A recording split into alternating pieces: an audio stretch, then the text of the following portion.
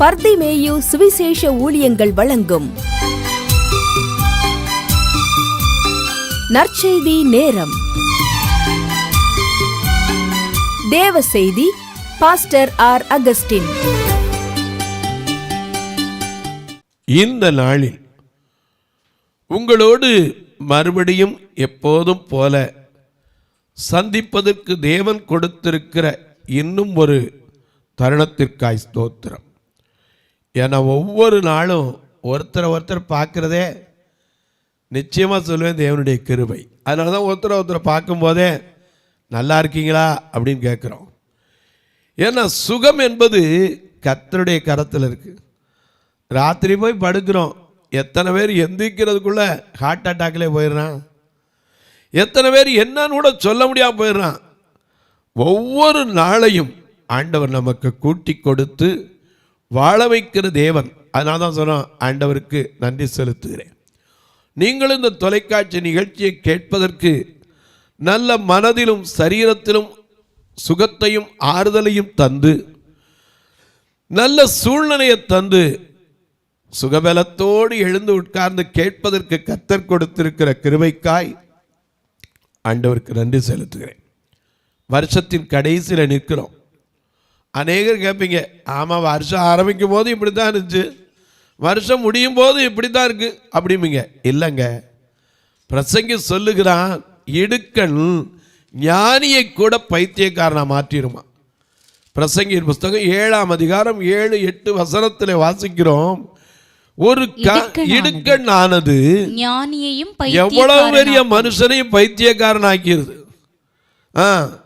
பரிதானம் இருதயத்தை கெடுக்கும். அது மட்டும் சொன்னா பரவாயில்ல, ஒரு காரியத்தின் துவக்கத்தை பார்க்கிலும் அதன் முடிவு நல்லதா தான் இருக்கும். இந்த வருஷத்தின் முடிவு உங்களுக்கு நல்லதா தான் அமைய போகுது. நீங்கள் எப்போதும் போல உங்களுக்கு சொல்லுவேன், மறக்காம மறந்து இருக்காம ஒரு காரியத்தை செய்யணும். என்ன செய்யணும்? உங்க வேதாகமத்தை எங்க இருந்தாலும் சரி தேடி கையில் எடுத்து வச்சு ஒரு வார்த்தை திருப்பணும். சங்கீதங்களின் புஸ்தகம் 9ஆம் சங்கீதம் 9வது வசனத்தையும் திருப்பிக் கொள்ளுங்க. அப்படி எல்லாரும் திருப்பி வைக்கிற வரைக்கும் நீங்களும் நானும் சேர்ந்து பாடுமா? அல்லேலூயா. திருப்பாதம் நம்பி வந்தே கிருபை நிலை இயேசுவே, திருப்பாதம் நம்பி வந்தே கிருபை நிலை இயேசுவே, தமதல்வை கண்டே தேவ சமூகத்திலே, தமதல்வை கண்டடைந்தே தேவ சமூகத்திலே.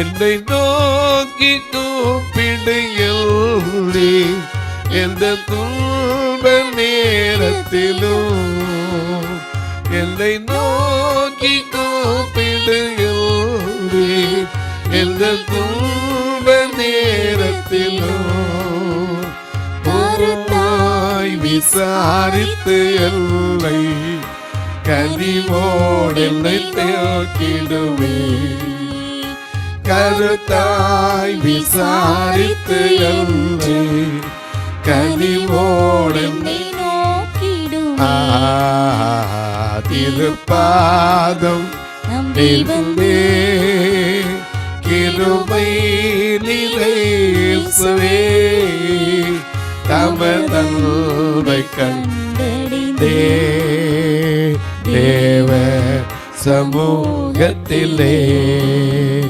தமதல்வை கண்டடைந்தே தேவ சமூகத்திலே.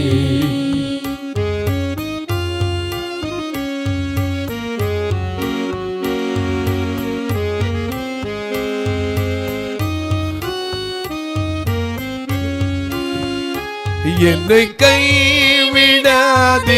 நாதா, எந்த நிலை நேரிடணும்.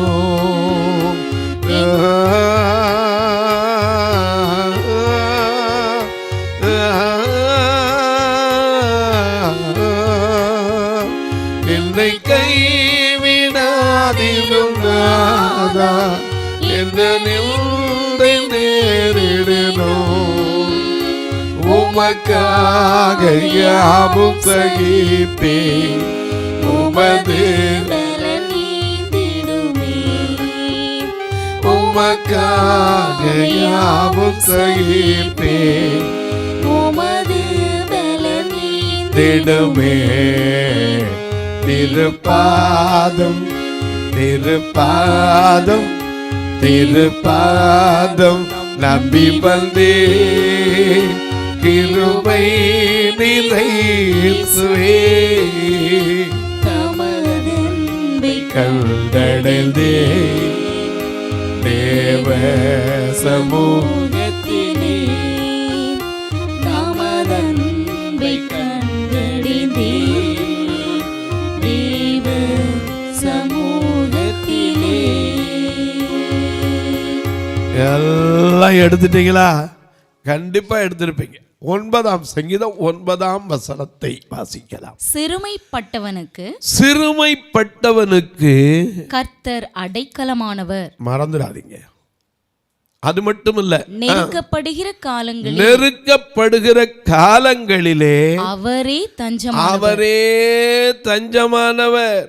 அதனால்தான் பாடுறோம், என்னை கைவிடாதிரும் நாதா, என்ன நிந்தை வந்தாலும் சரி என்னை கைவிட்டுறாதீங்க. கருத்தா என்னை விசாரித்து கனிவோடு என்னை தேற்றுகிற தெய்வம் அவர் யார்? சிறுமைப்பட்டவர்களுக்கு அடைக்கலமானவர். அது மட்டுமல்ல, நெருக்கப்படுகிற காலத்திலே அவரே தஞ்சமானவர். ஆதலால் எனக்கு அன்பானவர்களே, இதை சொல்லிட்டு அந்த சங்கீதக்காரன் சொல்ல பாருங்க, அந்த முழுசா வாசிங்க திரும்ப. நெருக்கப்படுகிற காலத்தில் அவரே தஞ்சமானவர், கர்த்தாவே. ஆகையினால கர்த்தாவே உம்மை தேடுகிறவர்களுக்கு கைவிடுகிறது. ஆமா, ஆதலால். ஏன்னா சஞ்சல நேரத்தில், வருத்த நேரத்தில், துக்க நேரத்தில் யாரை தேடுவோம்? மனுஷனை தேடி போனா துக்கம் கூட கொஞ்சம் தான் கூடும். கர்த்தரை தேடுகிறவனுக்கு ஒரு நன்மையும் குறைவுபடாது. ஏன்னா அவர் சிறுமைப்பட்டவமே சிந்தை உள்ளவர் ஐயா. அந்த சிறுமைப்பட்ட மக்களுக்காக தன்னை சிறுமைப்படுத்தி வந்தார். நாமெல்லாம் ஐஸ்வர்யவான்கள் ஆகணுங்கிறதுக்காக தான் அவர் இந்த பூமியில எப்படி வந்தார்? தரித்திரனாய் வந்தார். ஒண்ணுமே இல்லாம இருக்கிறதுக்கு பிறக்கிற கூட ஒரு ஆஸ்பத்திரி பெட் இல்லை. நாம் இன்னைக்கு ஊன்னா பிரைவேட் ஆஸ்பத்திரிக்கு ஓடிடுவோம். ஆனால் அரசாங்க ஆஸ்பத்திரி கூட போக மாட்டோம். எதுக்கு? அங்கே போனால் தான் நல்ல ட்ரீட்மெண்ட்டு இருக்கிறதுக்கு. அதுவும் குழந்தையாக இருந்தால் என்ன வேணாலும் புருஷன் வாங்கிட்டு வருவான். ஆனால் அன்னைக்கு யோசேப்பு என்ன வாங்கிட்டு வந்தார்? ஒன்றும் கிடையாது. மனைவியை கூட்டிகிட்டு என்ன செஞ்சார்? ஒவ்வொரு இடமா போய் இடம் இருக்கா, ஒரு இடத்துல கூட அவருக்கு என்ன இல்லை, இடம் இல்லை. அதனால தான் பாடுறோம், ஏழை மனு ஒருவை எடுத்த இயேசுராஜன் நன்மை நிற்கிறார், ஏற்றுக்கொள்ளவரை தள்ளாதே, ஏற்றுக்கொள்ளவரை தள்ளாதே. ஏழை மனு ஒருவை எடுத்த இயேசுராஜன் நன்மை நிற்கிறார், ஏற்றுக்கொள்ளவரை தள்ளாதே, ஏற்றுக்கொள்ளவரை தள்ளாதே.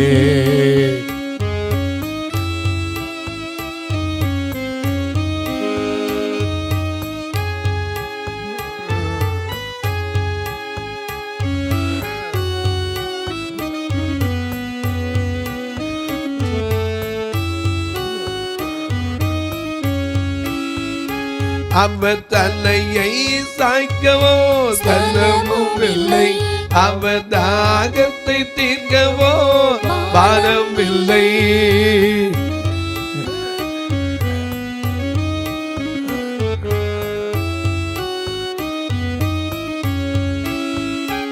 அவர் தன்னையை சாய்க்கவோ ஸ்தலமும் இல்லை.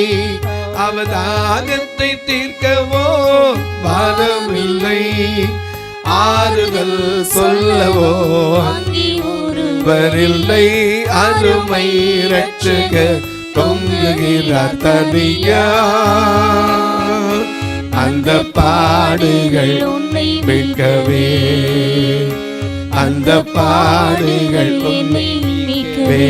ஏழை மறுவுருவை எடுத்த இயேசுநாதன் உன்னை மீட்கிறார். ஏற்றுக்கொள்ளவரை தள்ளாதே, ஏற்றுக்கொள்ளவரை தள்ளாதே, ஏற்றுக்கொள் அவரை தள்ளாதே.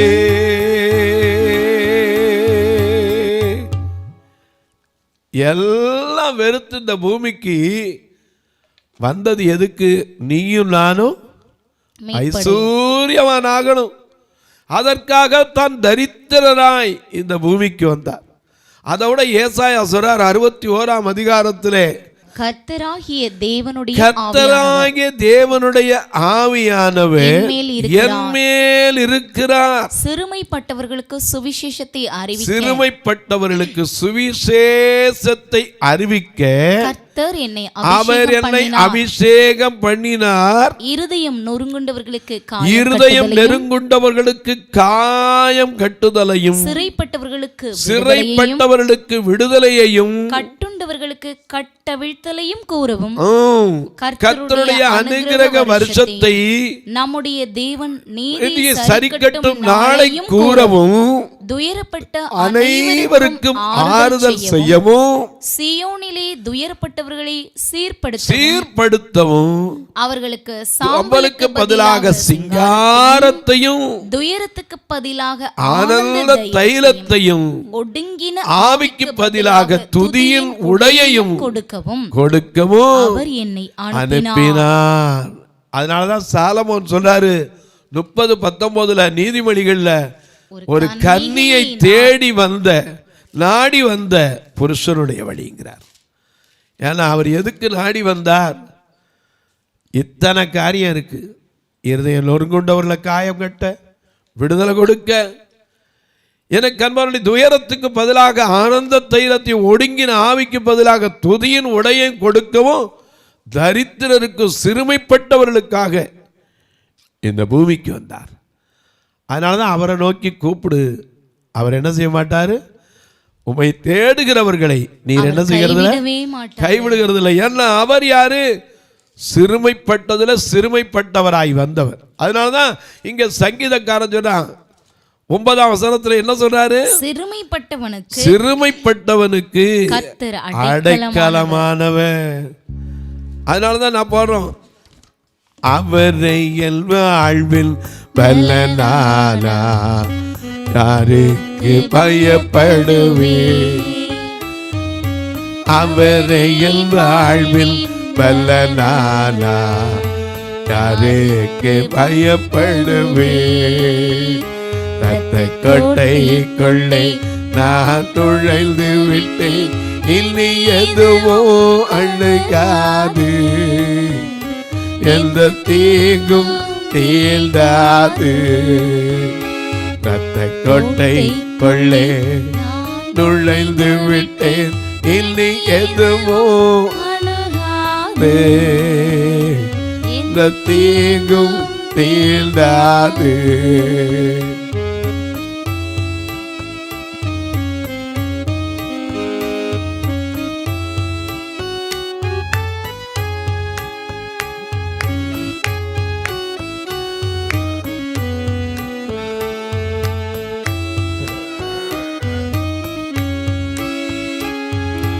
இம்மட்டும் உதவில்லை எபினேசரே, என்னையும் காத்திடுவா.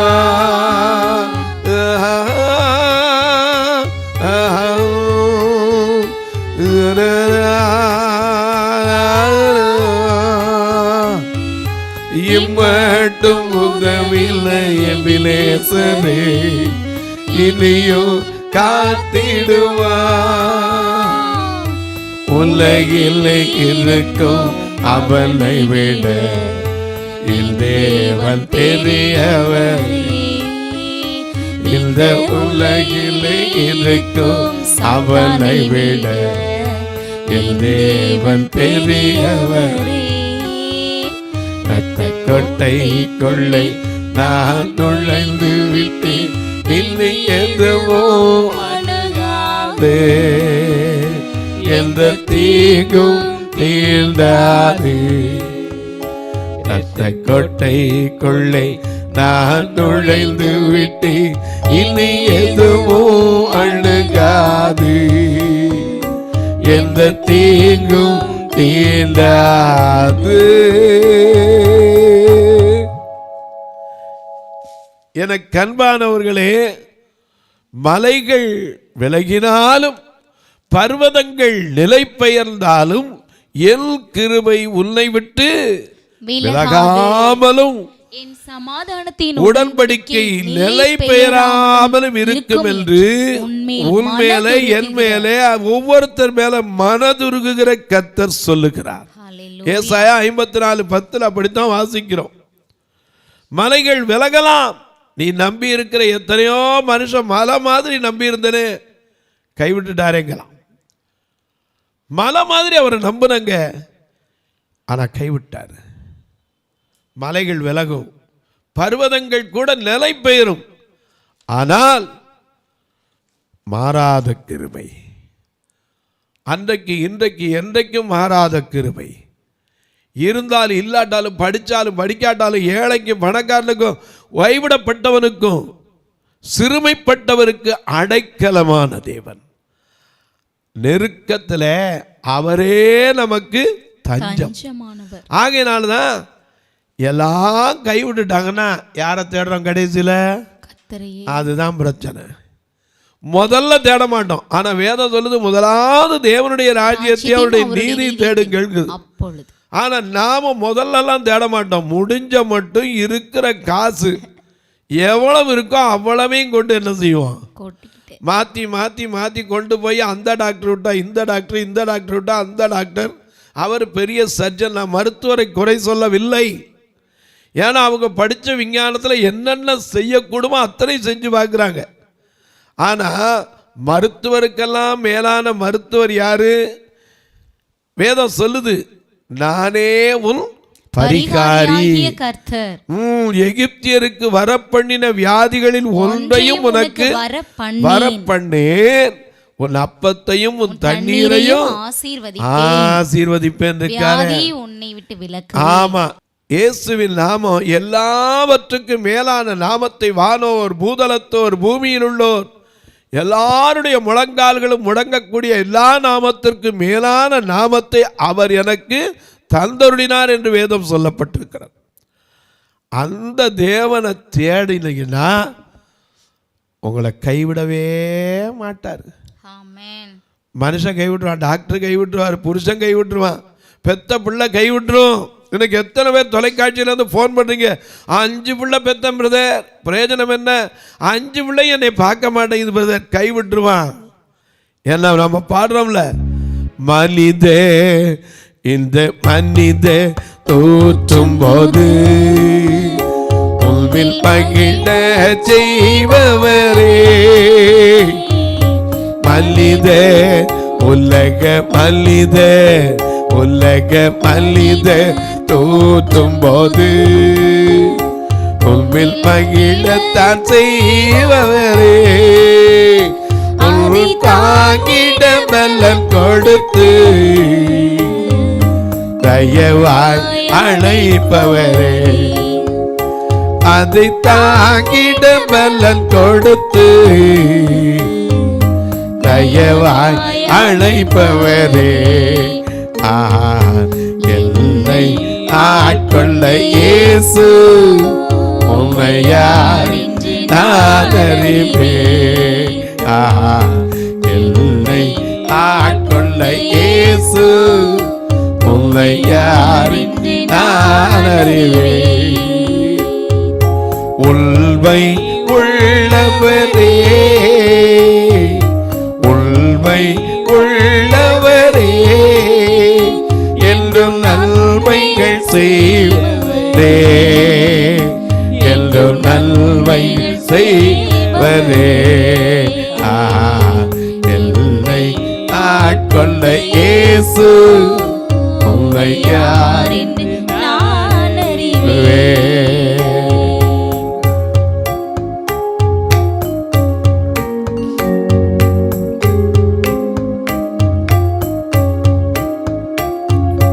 வாழ்க்கை உலக வாழ்க்கை பயணத்திலே நல் துணையாயிருப்பவரே,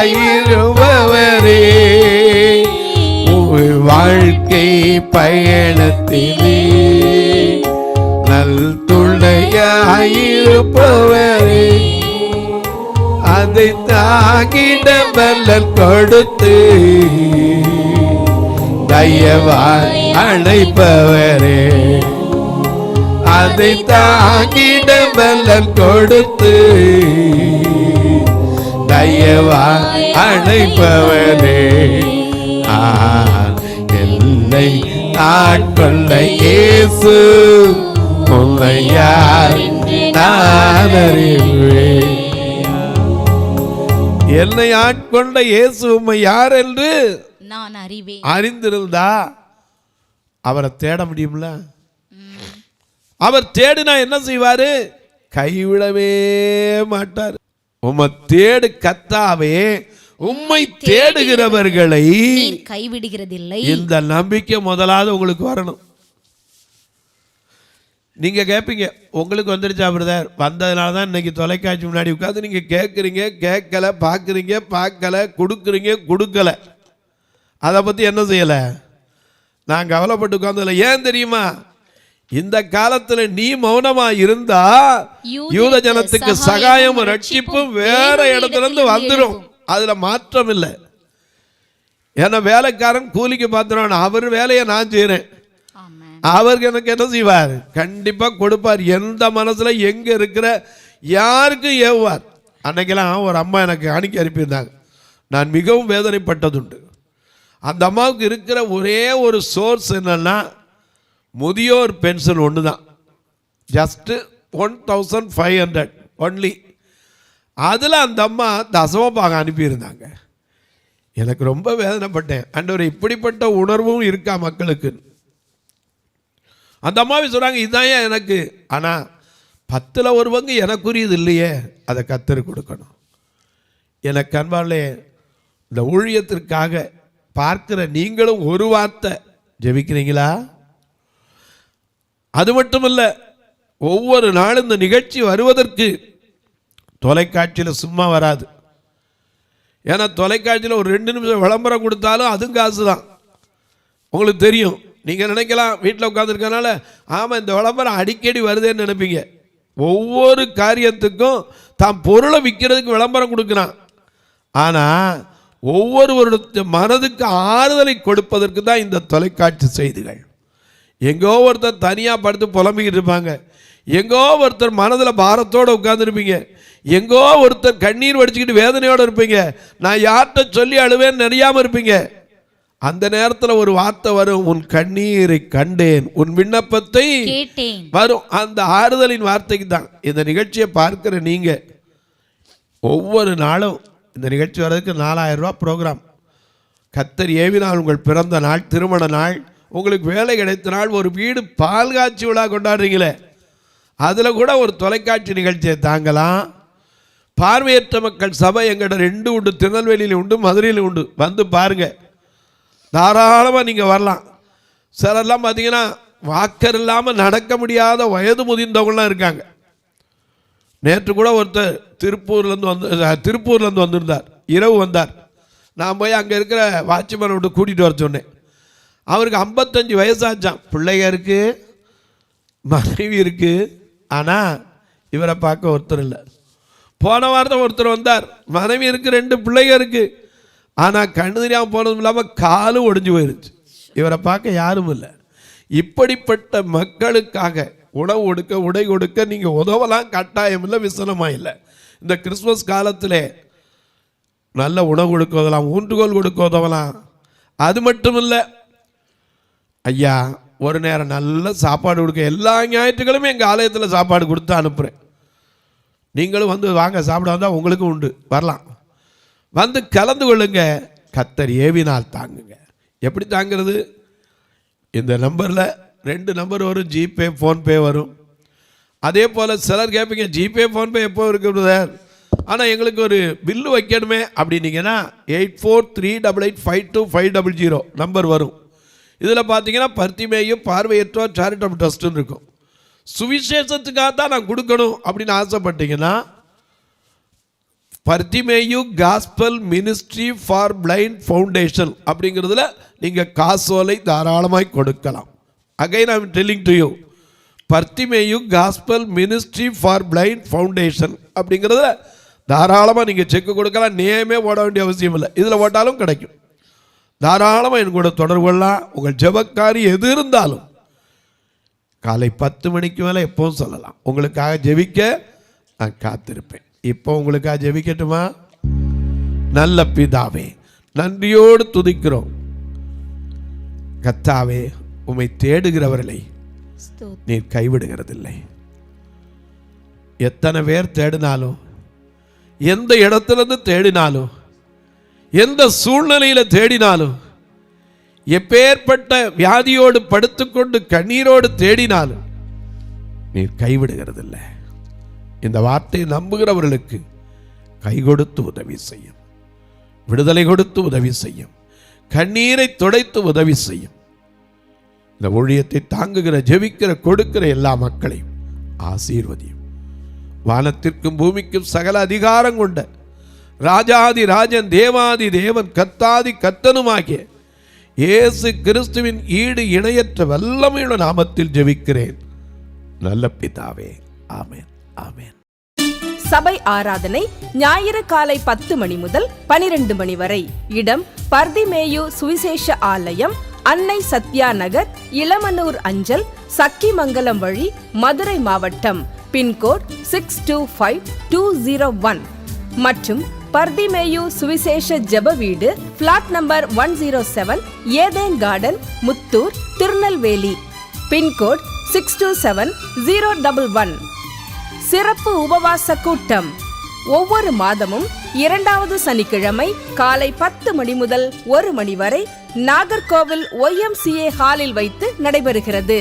மற்றும் ஒவ்வொரு மாதமும் 4வது சனிக்கிழமை காலை 10 மணி முதல் 1 மணி வரை திருநெல்வேலி புதிய பேருந்து நிலையம் அருகில் உள்ள கிரேஸ் ஹாலில் வைத்து நடைபெறுகிறது. எங்கள் எல்லா ஆராதனைகளிலும் கலந்து கொண்டு தேவனை மகிமைப்படுத்த அன்பாய் அழைக்கிறோம். உங்கள் உதாரத்துவமான காணிக்கைகளினால் இவ்வூழியத்தை தாங்க விரும்பினால் R Augustine, account number 5021364331, IFSC code IDIB 000B066, Indian bank, BP Kulam, Madurai. GPay number 9842181917, BGM ministries மற்றும் 9442559772, பிளைண்ட் மினிஸ்ட்ரீஸ் அகஸ்டின். உங்கள் தொடர்புக்கு பாஸ்டர் ஆர் அகஸ்டின், பர்திமேயு சுவிசேஷ ஊழியங்கள், நாகமலை, புதுக்கோட்டை, மதுரை 625019. தொலைபேசி எண்கள் 9842181917 மற்றும் 9442559772. கர்த்தர் தாமே உங்களை ஆசீர்வதிப்பாராக.